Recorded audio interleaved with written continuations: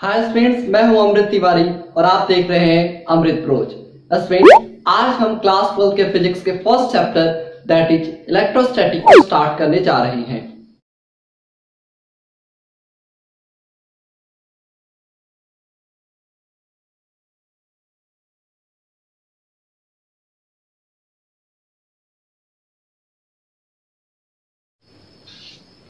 Electrostatic.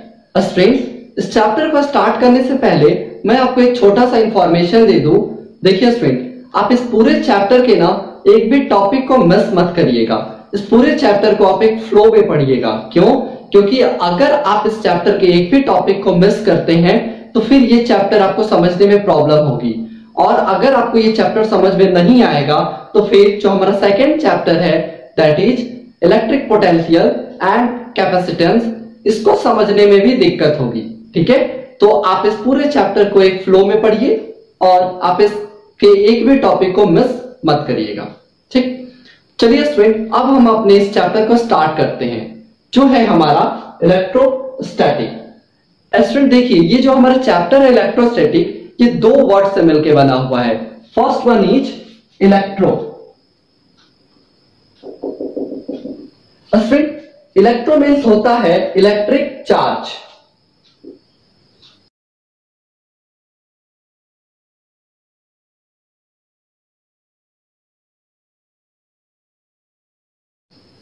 And student, जो हमारा second word है स्टैटिक, इसका मतलब होता है स्टूडेंट रेस्ट। सो इस तरह से कुछ हमारा इलेक्ट्रोस्टैटिक का मतलब हुआ electric charge at rest. Okay student, जैसा कि नाम से ही पता चल रहा है, हमको इस चैप्टर में पढ़ना है सिर्फ और सिर्फ इलेक्ट्रिक चार्ज को, कब? जब वो रेस्ट पे होगा। ठीक है, हम डायनेमिक की भी बातें करेंगे स्टूडेंट, मतलब क्या होगा जब इलेक्ट्रिक चार्ज रेस्ट पे ना हो, बट हम इसको आगे के चैप्टर्स में डील करने वाले हैं, मतलब चैप्टर नंबर 3 से। ओके, देखिए स्टूडेंट, कुछ बुक्स में इसी चैप्टर को एक और नाम से दिया गया है that is electric charge and it's field. तो बस नाम अलग अलग है, चैप्टर्स एक ही है। Okay, so student, before starting the topics of class 12, मतलब क्लास 12 के टॉपिक्स को स्टार्ट करने से पहले स्टूडेंट, चलिए हम थोड़ा सा इस इलेक्ट्रिक चार्ज के हिस्टोरिकल बैकग्राउंड्स के बारे में जानते हैं। मतलब why we call it as electric charge, ये इलेक्ट्रिक वर्ड कहां से आया, what is the origin of electric. ठीक है, एंड ऐसे कौन कौन से एक्सपेरिमेंट हुए जो हमको ये बताया कि एक मैटर के पास इलेक्ट्रिक चार्ज नाम की भी एक प्रॉपर्टी होगी। सो स्टार्ट करते हैं स्टूडेंट। देखिए, जो ये हमारा पूरा का पूरा यूनिवर्स है, ये सिर्फ और सिर्फ दो चीजों से मिलकर बना हुआ है। First one is particle, okay, and second one is radiation. So इन दोनों चीजों से मिलकर बना हुआ है स्टूडेंट हमारा होल यूनिवर्स। ठीक है, यूनिवर्स। अब चलिए स्टूडेंट, हम ये जानते हैं कि पार्टिकल और रेडिएशन क्या होता है। ओके स्टूडेंट, पार्टिकल से तो आप बहुत फैमिलियर हो चुके हो, मतलब ऐसे जो भी ऑब्जेक्ट जिसके पास मास हो, वॉल्यूम हो, मोमेंटम हो, उसको हम बोलते हैं पार्टिकल। ठीक है ना, जनरली आप इसमें मैटर बोलते हो। ओके, सो पार्टिकल को ही हम मैटर भी कहते हैं, या फिर मैटर को पार्टिकल भी कहते हैं। ओके, आई थिंक आप पार्टिकल तो समझ चुके हो कि क्या होता है। अब देखिए स्टूडेंट, रेडिएशन क्या होता है। ठीक है, देखिए ये जो मैं बोल रहा हूं ना, साउंड एनर्जी, ये भी एक रेडिएशन है। इन लाइट्स को देखिए स्टूडेंट, ये भी एक रेडिएशन है।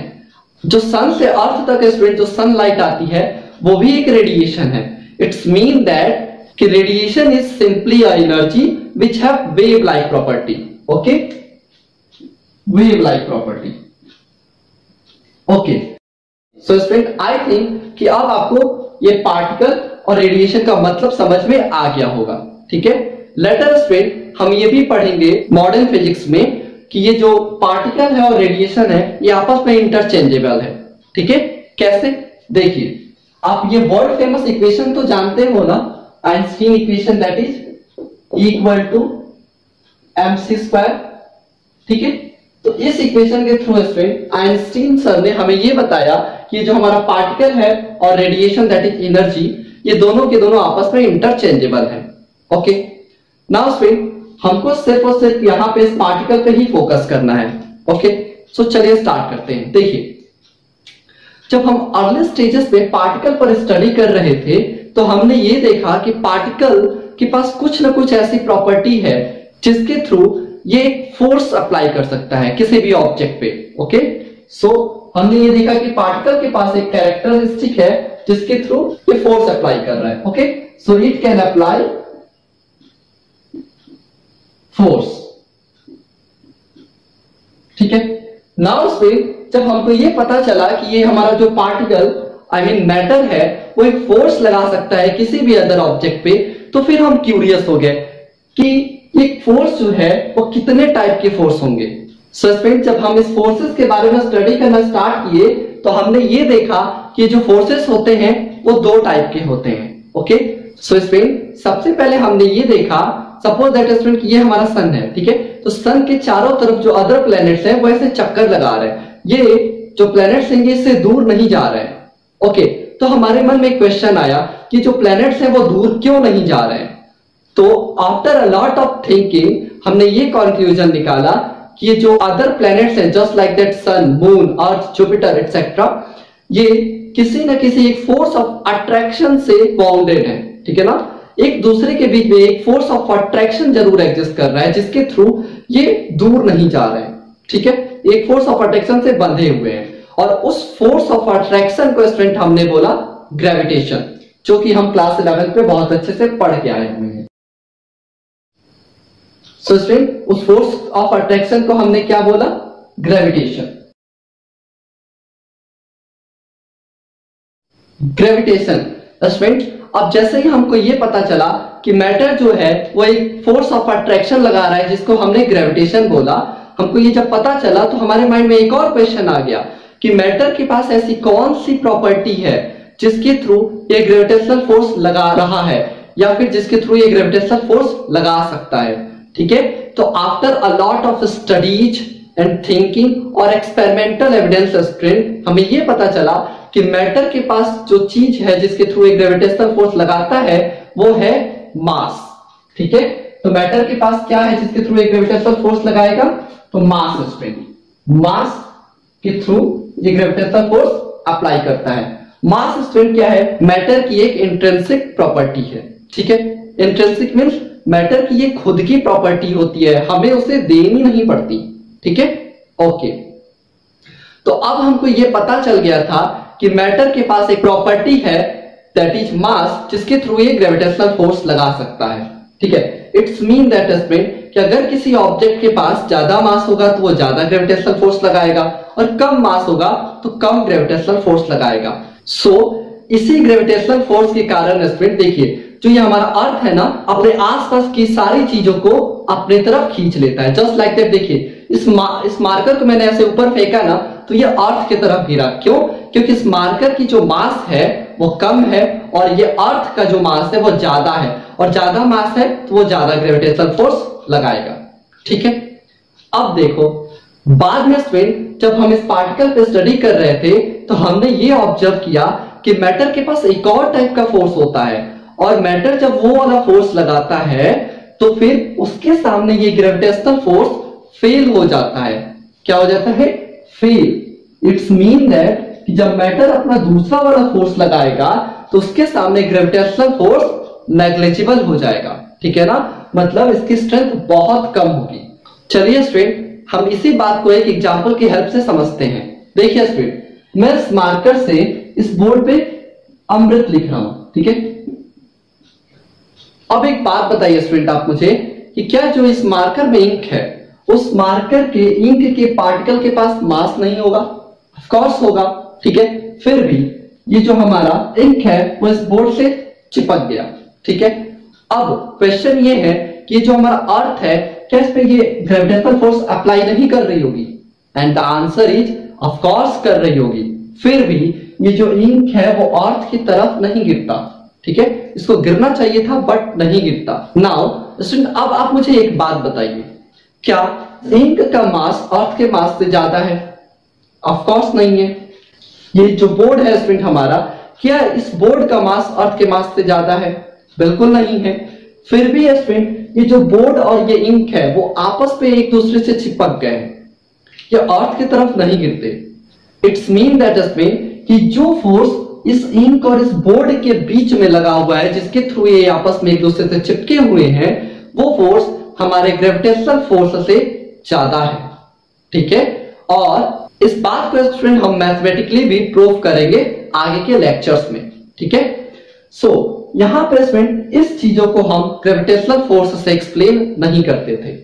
इनफैक्ट इसी तरह का स्टूडेंट एक एक्सपेरिमेंट 600 बीसी में हुआ था।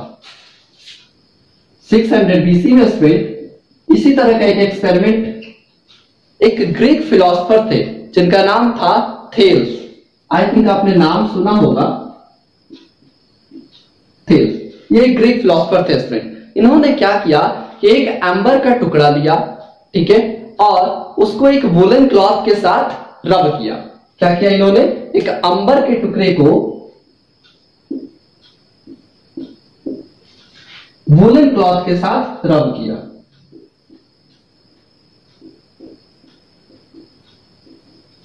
ठीक है, अब जब इन्होंने ये रब कर दिया उस वुलन क्लॉथ के साथ, फिर इन्होंने ये ऑब्जर्व किया ये जो अंबर है वो fine dust particles, fine paper pieces, ठीक है ना, मतलब पेपर के छोटे छोटे टुकड़ों को अट्रैक्ट करना स्टार्ट कर दिया, ठीक है। उस वक्त स्टूडेंट हमारे पास कोई भी एक्सप्लेनेशन नहीं थे और हम इसको ग्रेविटेशनल फोर्स की हेल्प से एक्सप्लेन भी नहीं कर सकते थे।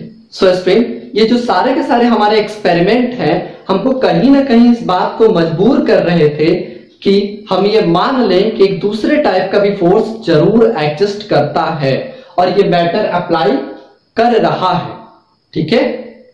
And student this force is also the intrinsic property of this matter और पार्टिकल, ठीक है। बट स्टूडेंट ये जो हमारा सेकेंड वाला फोर्स है ये हमेशा हमारे इस पार्टिकल और मैटर के पास नहीं होता। ये किसी किसी सिचुएशन में क्रिएट होता है और किसी किसी सिचुएशन में नहीं होता।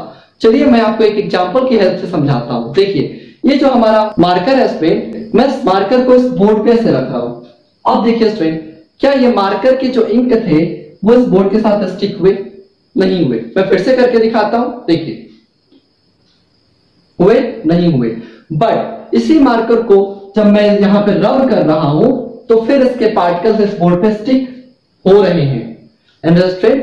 अब अगेन ये कंफ्यूजिंग था कि अगर हमारा पार्टिकल के पास एक फोर्स है और वो फोर्स अप्लाई कर रहा है तो वो किसी किसी सिचुएशन में अप्लाई हो रहा है और किसी सिचुएशन में नहीं होता। So after a lot of experiment हमने ये कंक्लूजन निकाला कि ये जो हमारा सेकेंड वाला फोर्स है वो तभी अप्लाई होता है जब दो ऑब्जेक्ट के बीच में फ्रिक्शन हो, ठीक है। मतलब अगर हम दो ऑब्जेक्ट को आपस में रब करते हैं तो ये फोर्स एक्टिव हो जाता है और फिर अप्लाई होना शुरू हो जाता है, ठीक है। बट ग्रेविटेशनल फोर्स ऐसा नहीं होता, ग्रेविटेशनल फोर्स हमेशा अप्लाई होता रहता है, ठीक। सो इसी फोर्स के कारण इसमें ये जो हमारा इंक पार्टिकल था इस बोर्ड के साथ चिपक गया था, ठीक है, और उसके सामने ये ग्रेविटेशनल फोर्स नेग्लिजिबल है। आप इस क्लिप को देखिए, आपको ज्यादा बेटर समझ में आएगा।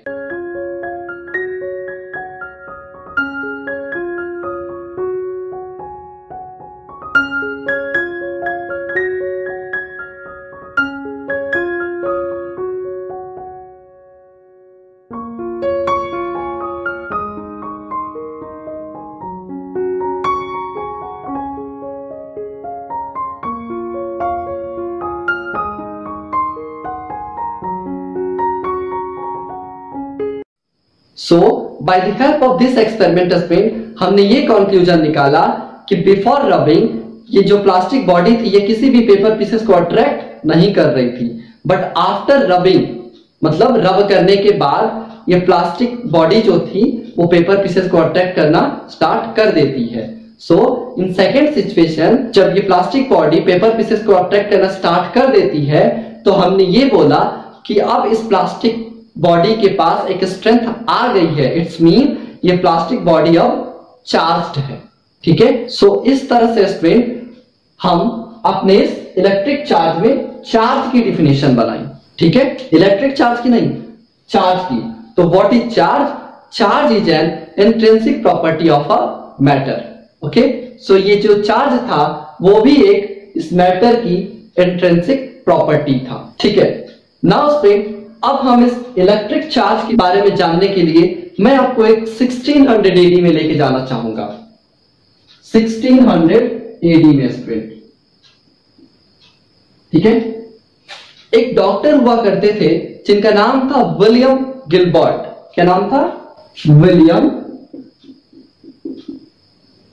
गिलबर्ट। विलियम गिलबर्ट स्टूडेंट ये क्वीन एलिजाबेथ फर्स्ट के पर्सनल डॉक्टर हुआ करते थे। इन्होंने एक सिस्टमेटिक स्टडी किया कुछ ऐसे सब्सटेंसेस पे जो ये अम्बर जैसे बिहेवियर को शो कर रहे थे। ओके, और इन्होंने एक बुक लिखी जिसका नाम था डी मैग्नेटिक।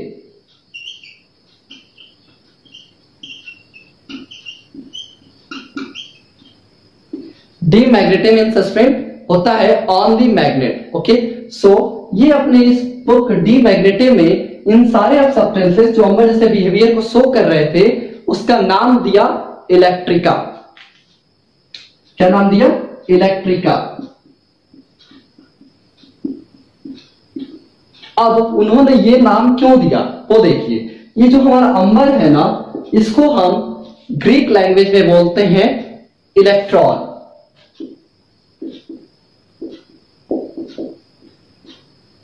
इलेक्ट्रॉन स्टूडेंट आप इस इलेक्ट्रॉन की स्पेलिंग पे ध्यान दीजिएगा। यहां पे मैंने लिखा हुआ है ELEKTRON, और ये जो वर्ड है इलेक्ट्रॉन, यही स्टूडेंट उन सारे वर्ड्स के ओरिजिन का कारण बना। Just like that electric field, electric charge, electric force, electron जो हमारा सब एटॉमिक पार्टिकल है, एटसेट्रा। ठीक है, सो ये जो हमारा वर्ड था इलेक्ट्रॉन, यही स्टूडेंट इन सारे वर्ड्स के ओरिजिन का कारण बना।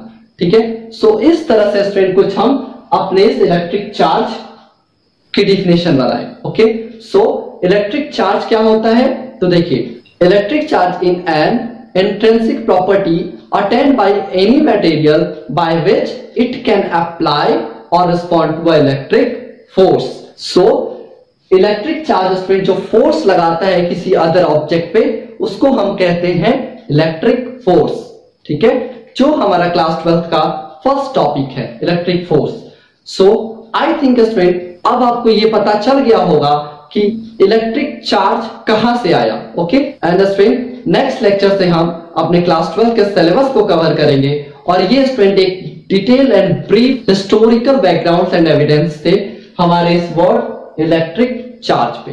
ठीक है, सो स्टूडेंट्स आज के इस लेक्चर को समाप्त करने से पहले मैं आपसे एक छोटी सी रिक्वेस्ट करना चाहूंगा। स्टूडेंट आप अपना हमें फीडबैक कमेंट सेक्शन में जरूर दिया करें। क्यों? क्योंकि इससे स्टूडेंट हमें एक थोड़ी सी मोटिवेशन मिलती है, और इसके थ्रू स्टूडेंट आपके फीडबैक के थ्रू हम अपने क्वालिटीज को और इंप्रूव कर सकते हैं। ओके, सो आप फीडबैक जरूर दें स्टूडेंट। ओके, एंड इस वीडियो को अपने दोस्तों के साथ शेयर करें।